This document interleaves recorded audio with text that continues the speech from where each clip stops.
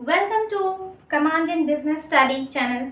My name is Rajni Singh और continue करते हैं अपना क्लास 11 का second chapter forms of business organisation business study का। क्लियर? तो क्या डिस्कस कर रहे थे हम लोग? Sole proprietorship business. Sole proprietorship business क्या है वो बता चुके हैं। फीचर्स क्या है, एडवांटेजेस क्या है, और आज का हमारा टॉपिक है डिसएडवांटेज क्या है, क्या क्या डिसएडवांटेज है सोल प्रोप्राइटरशिप बिजनेस के। पहला पॉइंट क्या है? Limited resources. रिसोर्स क्या है? लिमिटेड है, क्योंकि अगर एक सिंगल ओनर है जो बिजनेस को चला रहा है, सपोज मिस्टर ए एक सिंगल ओनर है जो बिजनेस चला रहे हैं, तो वो रिसोर्स कितना दे पाएंगे बिजनेस में? कितना रिसोर्स दे पाएंगे? लिमिटेड एक हद तक दे पाएंगे, क्योंकि उनके पास कहाँ से उतना कैपिटल आएगा? रिसोर्स को अवेल करने के लिए तो कैपिटल चाहिए, या फिर अपने बिजनेस को बढ़ाने के लिए भी टीम चाहिए, है ना। बहुत सारी ऐसी चीज़ें, एडवर्टाइज करना होगा आपको, जगह जगह पे अपने मेंबर्स डालने होंगे, बहुत कुछ है बिजनेस को एक्सटेंड करने के लिए। तो इसलिए रिसोर्स क्या है? लिमिटेड है।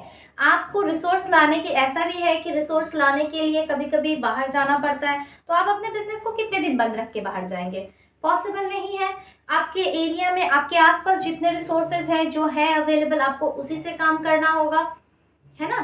तो ये हो गया लिमिटेड रिसोर्सेज। नेक्स्ट है limited managerial capacity. Yes, you are the only owner, mister A is the only owner of that business. तो वो कितना मैनेज करेंगे बिजनेस को, कितना कंट्रोल करेंगे, वो भी एक लिमिट हो गया, उसका भी एक लिमिट हो गया कि कितना मैनेज करेंगे। एक सिंगल पर्सन के लिए पॉसिबल नहीं है कि वो 4, 5, 6 स्टेट्स में अपने बिजनेस को फैलाए और फिर मैनेज करे।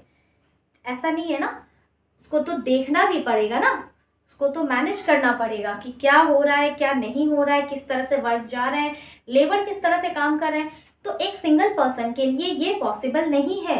एक प्राइम मिनिस्टर के लिए पॉसिबल नहीं है कि वो हर एक स्टेट को पर्सनली देखे या फिर उसके प्रॉब्लम्स को सॉल्व करे। इसलिए तो चीफ मिनिस्टर होते हैं। चीफ मिनिस्टर के लिए भी पॉसिबल नहीं है कि वो स्टेट के हर एक छोटे छोटे इश्यूज को सॉल्व करे, है ना। इसलिए उसको वार्ड में, रीजन में भी डिवाइड कर दिया गया है।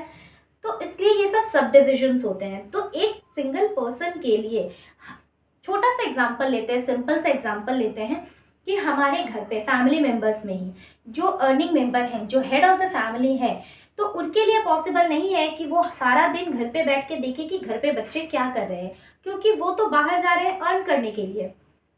इसलिए तो बाकी फैमिली मेंबर्स घर पे होते हैं ना, मम्मी हुई, बुआ हुई, चाचा हुए, बाकी मेंबर्स हो, चाची हुई, बाकी मेंबर्स होते हैं जो देखें फैमिली को, बच्चों को कि क्या इश्यूज है, क्या प्रॉब्लम्स है, बच्चे क्या कर रहे हैं, नहीं कर रहे। एक सिंगल पर्सन के लिए तो पॉसिबल नहीं है ना कि बाहर भी देखे, घर भी देखे। तो इसीलिए मैनेजरियल कैपेसिटी जो होता है, कंट्रोल जो होता है, वो लिमिटेड हो जाता है। नेक्स्ट है burden of unlimited liability. Yes, mister A is the only owner of that business. तो जो भी लाइबिलिटीज होगा वो सारा बर्डन मिस्टर ए के ऊपर ही आएगा, क्योंकि वही एक है जो प्रॉफिट एंजॉय कर रहे हैं।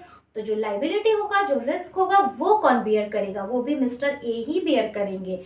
तो वो कितना कर पा रहे हैं, नहीं कर पा रहे, सारा बर्डन, सारा प्रेशर तो उनके ऊपर ही आ जा रहा है। किसी सपोज कि वो नहीं चाहते हैं कि मेरा ईयरली 1 लाख से ज़्यादा मेरे ऊपर बर्डन आए, बट किसी रीज़न से, क्योंकि बिजनेस में तो बहुत अनसर्टेनिटी होती है, तो किसी रीज़न से वो बर्डन बढ़ गया, 2 लाख लाइबिलिटी आ गया मिस्टर ए के ऊपर, तो वो कौन बियर करेगा?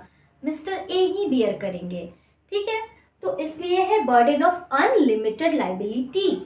ठीक है, उसका लिमिट नहीं है, बढ़ भी सकता है। आप अगर बिजनेस कंटिन्यू कर रहे हैं लॉन्ग टर्म के लिए, तो ऐसा हो सकता है कि आज आपने कहा कि 10 डेज के अंदर 1 लाख रुपीज हम पे कर देंगे, बैंक से आप लोन लिए बट नहीं पे कर पाए, तो क्या करेंगे?